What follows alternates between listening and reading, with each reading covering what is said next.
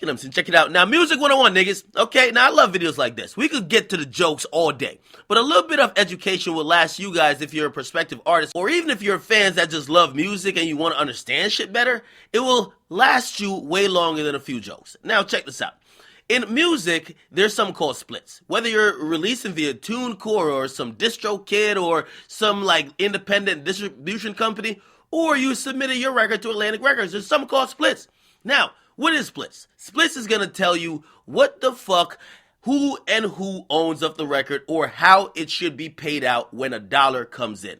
Now, usually, when a dollar comes in, when it comes to the profits, the royalties off of the record after everything has been recouped, you get a percentage that's a share between the producer and the artist. Usually, the producer owns 50%, the artist owns 50%. That's 100%. Now, it gets a lot more complicated because, of course, you could have a feature. Now, the feature gets a cut out of the artist like percentage, and a lot of shit like that happens. But even on the producer side, that gets complicated too. Did the producer produce it by himself? Did he use a sample? And sometimes, if the sample is worth it, everybody has to take a loss to accommodate the person who owns the sample. Now, for example, let's talk about Juice Wrld, Lucid Dreams. Now, we would think, yo, Juice Wrld getting a billion, gazillion dollars because that song has been stuck on the Billboard charts and is doing great.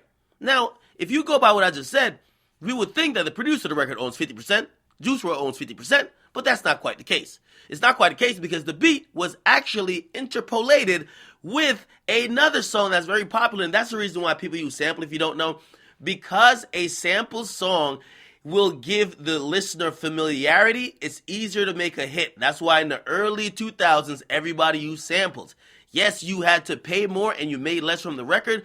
If you use a sample of, I don't know, All About the Benjamins or whatever, it makes you like the song even more. Think about even Wayne's new song, The Uproar Challenge or whatever. That's basically G-Dep's special delivery. And because you know the fucking beat, you already kind of like it before you even get to the fucking lyrics. So people use samples. Now, with that leverage, the sample holder has to clear a sample. Now, the price of clearing a sample could be anything. Okay, I've heard people pay $500,000 to clear a sample and then still not own any percent of the record. Basically, I'm trying to say, when you're trying to clear a record, it's up to the sample. And that's why you see most of these producers don't use samples now. So here's the thing, and here's the tricky part about this whole thing with Juice Wrld and Sting. Because Juice Wrld Lucid Dreams interpolated Sting Shape of My Heart. However, interpolation is different than just sampling. And I gotta explain the difference. And I know I'm going all over the place. Sampling, right? You took that master audio that's owned by somebody else and put it in your shit, and you now created some new shit. Now, if you took my ingredient and put it in your fucking pot, nigga, I own kind of what your pot is gonna end up being. So I get to dictate, and you got to clear it with me before you put it up on iTunes and start making the money from it. You got to clear with me what I'm okay with getting. Now, there's something called interpolation. Kanye used to do it a lot. When you like a record, but you know it's going to be too hard to clear, you get somebody to replay the keys. So you basically remake the record without using the record. And that's exactly what Juice Wrld did for Lucid Dreams. He had somebody remake that melody and used it for his beat. Except there are still copyright laws that says it's cool to a certain extent when you're doing interpolation, but you can't just rip a nigga off completely just because you're making the beat over again. So in that case, and when people, and like yo, Sting is such a fucking huge musical catalog. I mean, the publishing company that reps them, they probably deal with this all the time. They already probably hit up the record company for Juice Wrld to say, bro, this is not going to go down. You guys could put it out, but you're going to have to adhere to these terms. And by the way, here's another thing with sampling too. The record's usually out and people are loving it when the person who owns some shit in it comes knocking. So you can't pull back the record and take it out. It's already out there. You can't pull back the record and try to change it. People already love it. So by that time, all the leverage, and it's all about leverage, all the motherfucking leverage goes and exists with the sample holder. So the person who has the rights to whether that melody or the actual sample, they're going to come to you and say, Give me this percentage or take my shit off your fucking shelf. Now, a lot of times you could go to an arbitrator because an arbitrator could say, yo, you want 100% and he used like 0.2 seconds of your record. We're not going to say that's fair. So in court, you're not going to win that case. So they're clear to use it. So you don't want it to really get to court or get to an arbitrator. You kind of want to come to a mutually agreeable place, okay? And sometimes even the arbitrator is involved in that.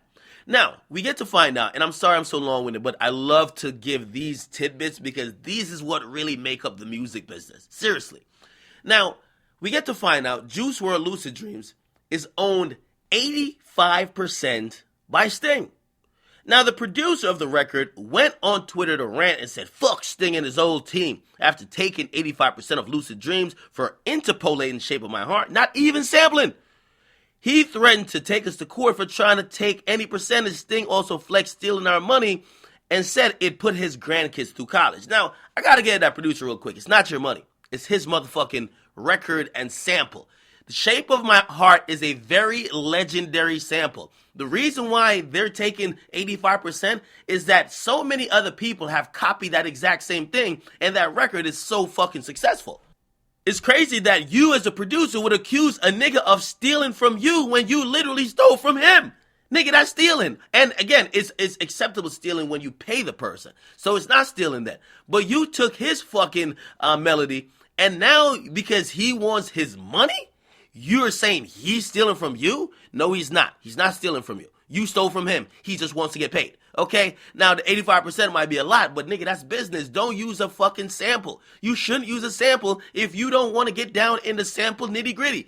Yes, if you use Sting, if you use Prince, the estate of Prince might just say no. No, we don't need your money.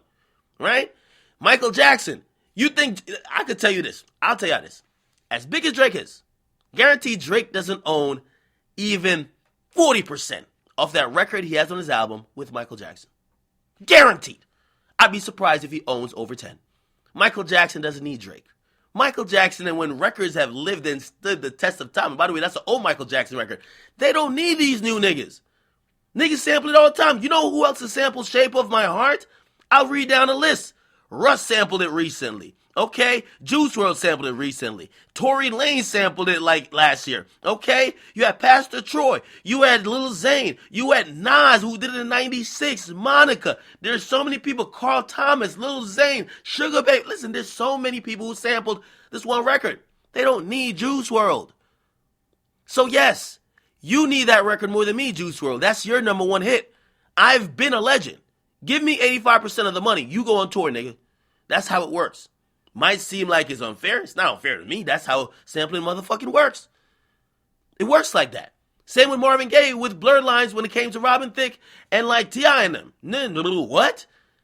You're using our little thing to get popping. No way. We want to tell you the percentage. And in that case, it was like, I believe 40-60 was the split. 85-15 might seem unreasonable until you realize how iconic Shape of My Heart is. Shape of My Heart is very iconic. So I don't know how you think you're getting stolen from. Okay? Juice Wrld responded and said, lost millions, made millions. The song impacted to many people in a good way for me to be upset over it. There's always more money to be made, and I will make it up. So love. That's how you should think, nigga. The fuck? The fuck is your producer who probably that was his big check over here complaining? Nigga, shut up. Shut up. Nigga, shut the fuck up. I gotta be honest with you. You copy the nigga beat, the melody. The melody is what drives the song. The melody drove the song. It's not because you're the melody did it. You had some trap drums over a dope melody that's been historic. Yes, now the nigga who says you're using my hot melody to fucking create your new hit. I want 85%. Don't complain. Don't say they're stealing from you. You stole from them. What's the problem? What's the problem? It's business. It's fucking business. I know we love that song. I love that song. Love Juice Wrld. But it's really using another nigga's song to make your hit. How could you be mad? You guys can comment, make sure you guys like and subscribe. Listen, it's a lesson of business 101. It's now, that's why you see now, right? People are gravitating away from samples. Because when you use samples, your album could get delayed because niggas is going through negotiations, trying to figure out who gets and whatever. labels don't like to pay out in a lot of cases because a lot of y'all niggas' albums ain't lasting or doing a lot, right? And then you get to realize when you produce all the sounds and you produce all the melodies in your own shit, it's way more profitable if it's a hit. I ain't blaming Sting. I just think this producer was wild and that's why he deleted it. Okay? Don't get your fans or don't tell Juice Wrld fans to go bully Sting when y'all stole his shit to use it for your first hit and now you're mad that he wants to get paid the majority of the money. No, nigga. Get in the comment box, make sure you guys like and subscribe to Akademiks. Again, I keep asking y'all this question because as I progress, I want to know if y'all like more in-depth videos where I'm breaking down shit like this. Like, I love talking about sampling and interpolation and when it comes to clearing records and splits, and that's amazing to me. That's how I think. And I came from just being like, y'all just being really interested in like a couple of artists. But now, like, I love hip hop so much, I want to know everything about it, the ins and outs. We could always get to the jokes, all right? I just want you guys to let me know what type of videos you guys prefer. Get in the comments, your boy Akademiks.